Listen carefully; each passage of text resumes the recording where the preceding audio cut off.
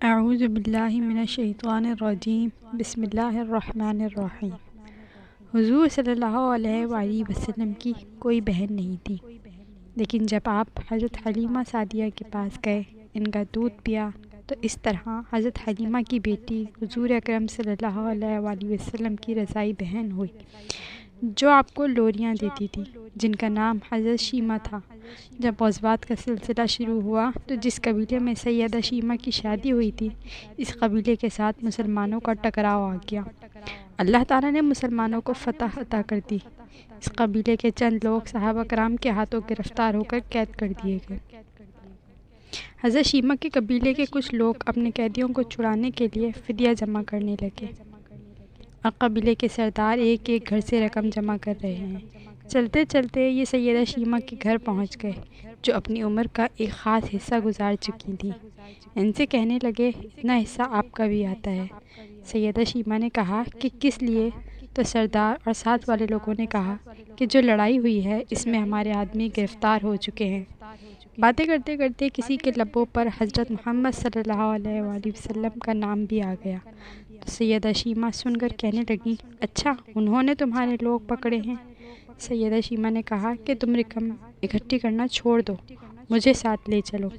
سردار نے کہا کہ آپ کو ساتھ لے چلیں؟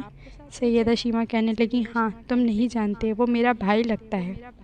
قوم کے سرداروں کے ساتھ سیدہ شیمہ حضور اکرم صلی اللہ علیہ وآلہ وسلم کے نوری خیموں کی طرف جا رہی ہیں، اور صحابہ کرام ننگی تلواروں سے پہرا دے رہے ہیں۔ یہ مدنی طور تھا۔ سیدہ شیمہ قوم کے سرداروں کے آگے بڑھنے لگی تو صحابہ کرام نے تلواریں اٹھا لیں اور پکارا، او دیہاتی عورت، رک جا، دیکھتی نہیں آگے کوچہ رسول ہے، آگے بغیر عذر کے جبرائیل نہیں جا سکتے، تو تم کون ہو؟ حضرت شیمہ نے جواب میں جو الفاظ کہے، ان کا اردو ترجمہ کچھ اس طرح سے ہے، میری راہیں چھوڑ دو، تم جانتے نہیں میں تمہارے نبی کی بہن لگتی ہوں۔ تلواریں فوراً جھک گئی، آنکھوں پر پلکوں کی چلمنیں آ گئیں، راستہ چھوڑ دیا گیا۔ سیدہ شیمہ حضور اکرم صلی اللہ علیہ وآلہ وسلم کے خیمہ نوری میں داخل ہو گئی۔ حضور اکرم صلی اللہ علیہ وآلہ وسلم نے دیکھا اور پہچان گئے، فوراً اٹھ کر کھڑے ہو گئے اور فرمایا، بہن کیسے آنا ہوا؟ آپ صلی اللہ علیہ وسلم کے لوگوں نے ہمارے کچھ بندے پکڑ لیے ہیں، ان کو چھڑانے آئی ہوں۔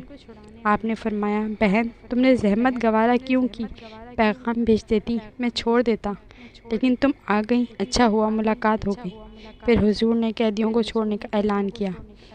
کچھ گھوڑے اور چند جوڑے سیدہ شیمہ کو تحفے میں دیے، کیونکہ بھائیوں کے دروازے پر جب بہنیں آتی ہیں تو بھائی خالی ہاتھ بہنوں کو نہیں موڑا کرتے۔ حضور اکرم صلی اللہ علیہ وسلم نے بہت کچھ عطا کیا اور رخصت کرتے خیمے سے باہر تشریف لے آئے، اور صحابہ کرام کی جماعت منتظر تھی۔ فرمایا، اے صحابہ کرام، آپ جانتے ہیں جب بھی میں قیدی چھوڑا کرتا ہوں میری یہ عادت ہے کہ آپ سے مشاورت کرتا ہوں، لیکن آج ایسا موقع نہیں آیا کہ میں نے آپ سے مشاورت نہیں کی اور قیدی بھی چھوڑ دیے۔ آپ جو چاہیں کریں۔ صحابہ کرام نے عرض کیا، یا رسول اللہ، مشاورت کیوں نہیں کی؟ ارشاد فرمایا، میرے دروازے پر میری بہن آئی تھی۔ سبحان اللہ، یہ ہوتی ہے بہن کی عزت، یہ ہوتا ہے بہن کا وقار۔ آپ بھی ارادہ کریں، اپنی بہنوں اور اپنے بہنوں کے بچوں سے بہت پیار کریں۔